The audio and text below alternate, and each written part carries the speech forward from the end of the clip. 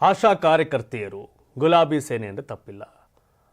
ಹಗಲು ರಾತ್ರಿ ಎನ್ನದೆ ಸೊಳ್ಳೆ ಚಳಿ ಯಾವುದಕ್ಕೂ ಹೆದರದೆ ಫ್ರೀಡಂ ಪಾರ್ಕಲ್ಲಿ ಪ್ರತಿಭಟನೆಯ ಮಾಡಿದ ಪರಿಣಾಮ ಇದೀಗ ಆಶಾ ಕಾರ್ಯಕರ್ತರ ಪ್ರತಿಭಟನೆಗೆ ಸರ್ಕಾರ ಮಣಿದಿದೆ.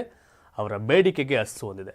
ಅಷ್ಟಕ್ಕೂ ಏನು ಬೇಡಿಕೆ ಇತ್ತು, ಸರ್ಕಾರ ಏನು ಒಪ್ಕೊತ್ತು, ಅದೆಲ್ಲದರ ಕಂಪ್ಲೀಟ್ ಡೀಟೇಲ್ಸ್ ಈ ವಿಡಿಯೋದಲ್ಲಿದೆ. ಈ ವಿಡಿಯೋನ ಕಂಪ್ಲೀಟ್ ಆಗಿ ನೋಡಿ.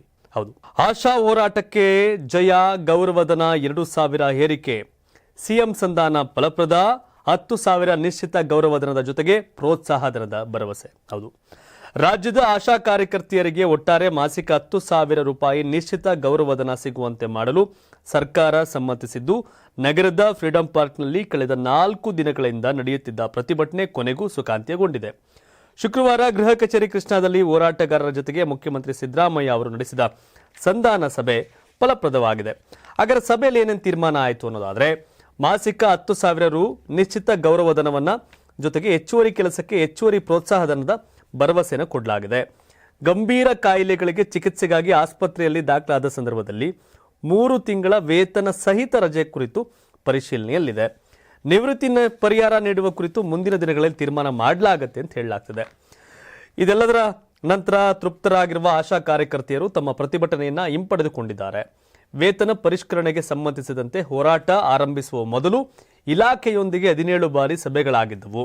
ಪ್ರತಿಭಟನೆಯ 3ನೇ ದಿನ ಆರೋಗ್ಯ ಇಲಾಖೆಯ ಆಯುಕ್ತರೊಂದಿಗೆ ಪುನಃ ಸಭೆ ನಡೆಸಲಾಗಿತ್ತು. ಪ್ರತಿಭಟನೆಯ ಕೊನೆಯ ದಿನ ಮುಖ್ಯಮಂತ್ರಿ ಸಿದ್ದರಾಮಯ್ಯ ಅವರೊಂದಿಗೆ ಅಂತಿಮ ಸುತ್ತಿನ ಸಭೆಯಲ್ಲಿ ವೇತನ ಪರಿಷ್ಕರಣೆಗೆ ಸಮ್ಮತಿ ದೊರಕಿತು.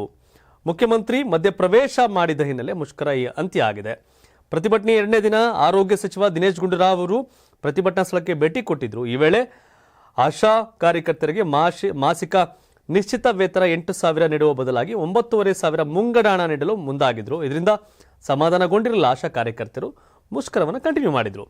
ಪ್ರತಿಭಟನಾ ಸ್ಥಳಕ್ಕೆ ಕರ್ನಾಟಕ ರಾಜ್ಯ ಮಹಿಳಾ ಆಯೋಗದ ಅಧ್ಯಕ್ಷರಾದ ಡಾಕ್ಟರ್ ನಾಗಲಕ್ಷ್ಮಿ ಚೌಧರಿ ಭೇಟಿ ನೀಡಿ ರಾಜ್ಯದಲ್ಲಿ ಶಿಶು ತಾಯಿ ಮರಣದ ದರ ಕಡಿಮೆ ಆಗಲು ಪ್ರಮುಖ ಕಾರಣ ಆಶಾ ಕಾರ್ಯಕರ್ತರು. ಅವರು ಹಗಲು ರಾತ್ರಿ ಎನ್ನದೇ ದುಡಿತಿದ್ದಾರೆ. ಇದರ ಪರಿಣಾಮ ಆರೋಗ್ಯ ಸೇವೆಗಳು ಗ್ರಾಮೀಣ ಪ್ರದೇಶ ತಲುಪ್ತಿವೆ ಅಂತ ಬೆಂಬಲ ಸೂಚಿಸಿದರು. ಕೊನೆಗೆ ಶುಕ್ರವಾರ ಮುಖ್ಯಮಂತ್ರಿ ಸಿದ್ದರಾಮಯ್ಯ ಅವರು ಮೈಸೂರಿಗೆ ಭೇಟಿ ನೀಡುವ ಮುನ್ನ ಹೋರಾಟಗಾರರೊಂದಿಗೆ ಸಂಧಾನ ಸಭೆ ನಡೆಸಿದ್ರು. ಅವರ ಬೇಡಿಕೆಗಳನ್ನು ಪರಿಶೀಲಿಸುವ ಭರವಸೆಯನ್ನು ಕೊಟ್ಟರು. ಜೊತೆಗೆ ಮಾಸಿಕ 10,000 ರೂಗಳನ್ನು ನಿಶ್ಚಿತ ಗೌರವಧನ ಸಿಗುವಂತೆ ಮಾಡುವ ಆಶ್ವಾಸನೆಯನ್ನು ಸಹ ಕೊಟ್ಟರು. ಇದರಿಂದ ಸಮಾಧಾನಗೊಂಡಂತ ಆಶಾ ಕಾರ್ಯಕರ್ತೆಯರು ಸರ್ಕಾರಕ್ಕೆ ಕೃತಜ್ಞತೆ ತಿಳಿಸಿ ಪ್ರತಿಭಟನೆಯನ್ನು ಹಿಂಪಡೆದರು. ಪೂರ್ವಭಾವಿ ಸಭೆಗೆ ಆಹ್ವಾನದ ಭರವಸೆಯನ್ನು ಕೊಡಲಾಗಿದೆ. ಅಂದರೆ ಸದ್ಯ ಆಶಾ ಕಾರ್ಯಕರ್ತರ ವೇತನ ಪರಿಷ್ಕರಣೆ ಹಾಗೂ ರಜೆಗೆ ಸಂಬಂಧಿಸಿದಂತೆ ಮಾತ್ರ ಸರ್ಕಾರ ಸಕಾರಾತ್ಮಕವಾಗಿ ಸ್ಪಂದನೆ ಕೊಟ್ಟಿದೆ. ಉಳಿದ ಬೇಡಿಕೆಗಳೇನಿದ್ವಲ್ಲ ಅದು ಚರ್ಚೆ ಹಂತದಲ್ಲಿಯೇ ಉಳ್ಕೊಂಡಿದೆ.